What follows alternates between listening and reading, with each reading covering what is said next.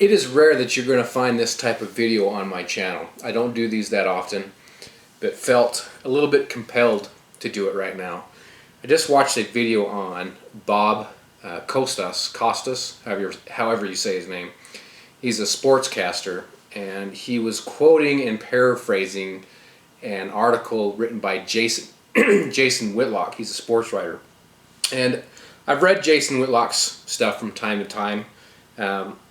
I like sports quite a bit. I'd be honest with you, I'd much rather play them than watch them. I just don't have the time. But I love sports. And his writings are, I've enjoyed them. Not all of them, but I do like some of his writings. Anyway, this is in regards to the shooting that just occurred with the football player killing himself and his wife or girlfriend, I don't know which. But I don't want to focus on the whole thing.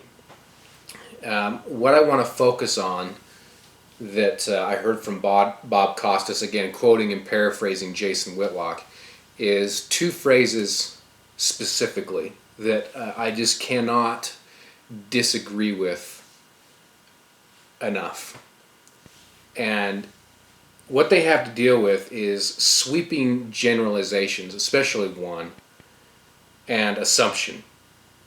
And they're stated as fact, and it drives me nuts. The first one is if Jovan Belcher didn't possess a gun, he and Cassandra Perkins would both be alive today.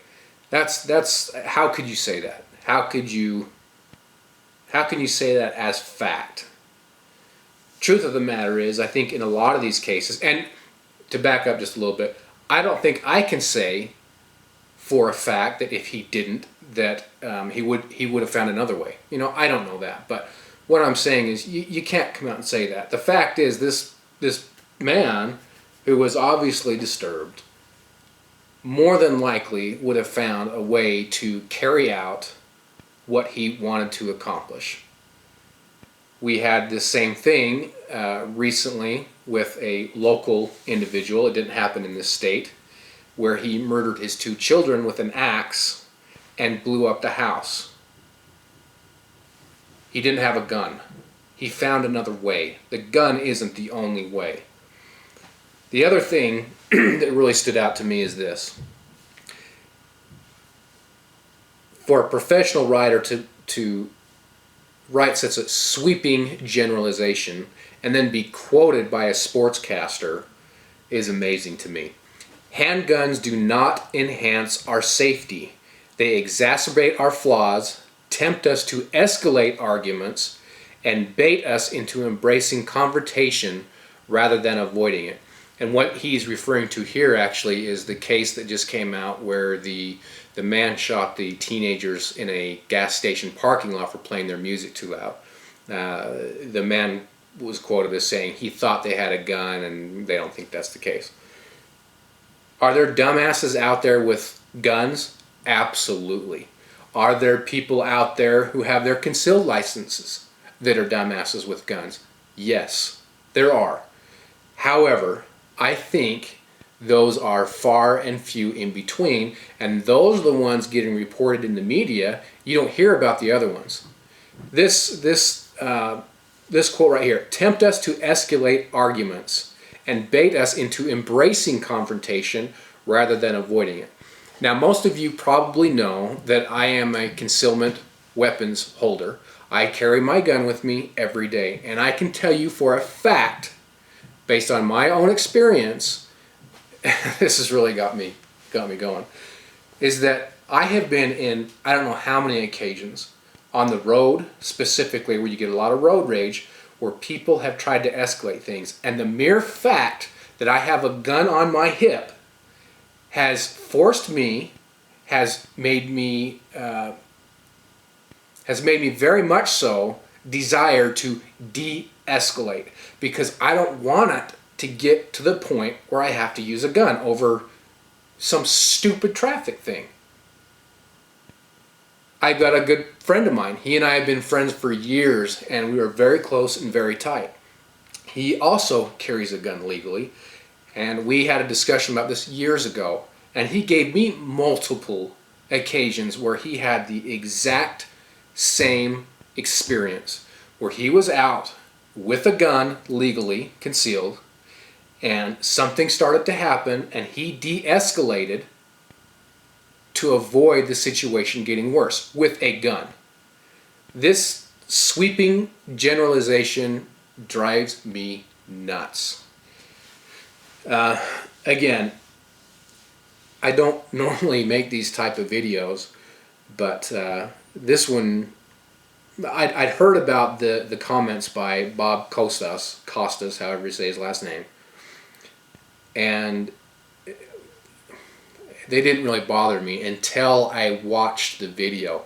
That's when it really bugged me. So I guess the purpose of me making this video is that I think there are many, I think there are the majority of people who carried concealed firearms legally are good people who have a good head on their shoulders. Yes, there's some that are not. You will find that in every group that contains human beings. That's just the nature of human beings. You'll find that in police officers. You will find that in doctors. You will find that at your work, wherever it may be. The fact is they're humans. We're going to have some weird ones in there. I guess the other thing I was thinking too is, if you tried to get rid of this gun culture, who's turning in their guns? This is one thing I cannot fathom.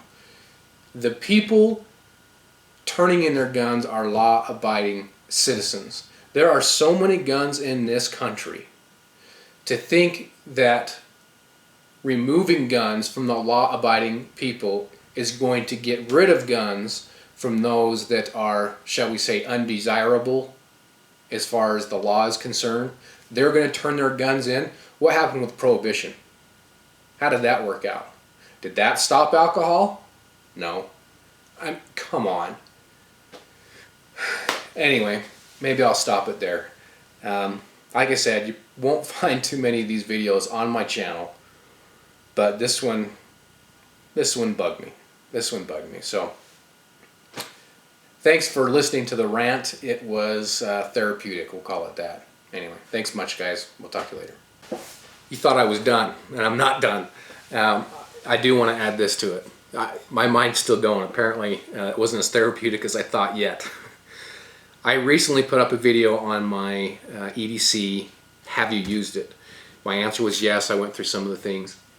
Have I used my gun? Yes, I have.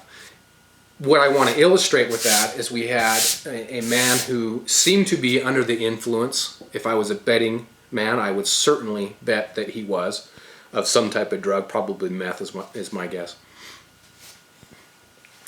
Enter the home of my brother-in-law with my pregnant wife, with my son, with my pregnant sister-in-law,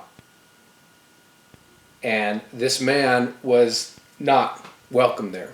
Now, long story short, we got him out of the house. I had my gun on me and he was trying to get back in the house. Did my gun embolden me to make this situation worse?